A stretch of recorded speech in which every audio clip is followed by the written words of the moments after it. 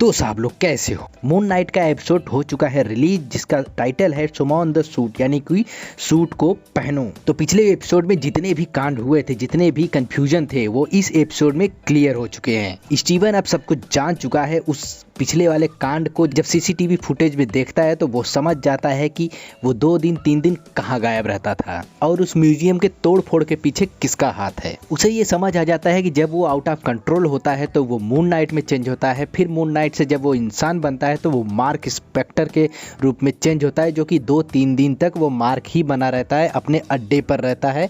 उसके बाद जब उसको होश आता है, जब वो स्टीवन के रूप में फिर से वापस आता है, तब वो अपने बिस्तर पर सुबह जगता है। सोने के बाद वो मार्क से स्टीवन में चेंज हो जाता है। ये बात उसको क्लियर हो जाती है। इस एपिसोड 2 में उतनी ही चीजें दिखाई गई है जितना आपको ट्रेलर में अब तक देखा गया है। मतलब कि ट्रेलर वाले सारे सीन एपिसोड 1 और 2 में सब कुछ खत्म हो चुके हैं।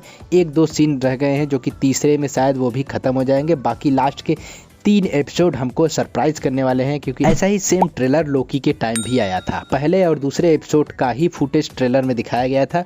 उसके आगे क्या क्या हुआ वो सब सरप्राइजिंगली था। सीसीटीवी में जब ये बात म्यूजियम वालों को पता चलती है कि ये कोई और नहीं स्टीवन का ही किया धरा है, तो उसे म्यूजियम से निकाल देते हैं, यानी कि काम से भगा देते हैं। वो जाकर उस स्टैचू से फिर से बात करता है। यहाँ पर क्लियर सच में हो जाता है कि वो एक असली इंसान है जो कि पेंटिंग करके, गोल्ड कलर की पेंटिंग करके बैठा हुआ है। और इस इंसान का भी एक मुख्य रोल है इस सीरीज में, जो कि आने वाले एपिसोड में आपको दिखाया जाएगा। जब उसको ये बात क्लियर पता चल जाती है कि मार्क असल में मेरा ही कोई पर्सनालिटी है, तो उसे लगता है कि उसका कोई अदर रूम भी होगा या फिर अदर कोई लॉकर भी होगा जहां पर मार्क की सारी चीजें अवेलेबल थी। और उस लॉकर रूम में जाने के बाद मार्क और स्टीवन की वो अलग अलग पर्सनालिटी और एक्टिंग आउटस्टैंडिंग थी, ऑसम थी। और मैं ये एपिसोड हिंदी में देख रहा था तो मुझे क्लियर हुआ कि स्टीवन में किसी और ने आवाज दी है और मार्क पर किसी और ने आवाज दी है। और जब मैंने इसको इंग्लिश में फिर से देखा तो पता चला कि ऑस्कर आइजैक ने ही दोनों आवाज अपने में दिए हैं, बट हिंदी वर्जन में 2 आर्टिस्ट ने इसे डब किया है।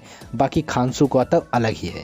और यहाँ पर ऑथर स्टीवन को बताता है कि मैं भी पहले खानसू के जाल में फंस चुका हूँ। वो जो कहता है वो मुझे पता है, वो कैसे ब्रेन वॉश करता है लोगों को। और फिर यहाँ पर एक धमाकेदार फाइट सीक्वेंस को दिखाया जाता है, जहाँ पर मिस्टर नाइट का भी एक कैमियो आता है, छोटा सा इस एपिसोड के लिए। बाकी आगे तो मिस्टर नाइट का भी बहुत काम है। तो यहाँ पर एक क्लियरली समझ में आता है कि मार्क और मून नाइट दोनों एक साथ काम करते हैं और स्टीवन और मिस्टर नाइट दोनों एक साथ काम करते हैं, जिसमें कि मिस्टर नाइट बनने के बाद उसे पता रहता है कि हाँ मैं स्टीवन हूँ। और इस सीन के बाद स्टीवन की वो चारों पर्सनालिटीज आप देख सकते हैं, Marc Spector, Moon Knight, Mister Knight and Steven. फिर लास्ट वाले सीन में हमें दिखाया जाता है कि मार्क स्पेक्टर जो कि अपने रूप में रहता है, जो कि स्टीवन में चेंज नहीं होना चाहता। अभी वो एकदम से दिमाग में उसने बैठा लिया है कि अब मुझे अपने काम करने दो, तुम्हारा मैंने देख लिया। खानसू से उसने वादा किया था कि आप जो कहोगे मैं वो करूंगा। इस एपिसोड में कॉमिक वाले सीन सारे नहीं दिखाए गए हैं, बट बात उस पर किए गए हैं कि कैसे खानसू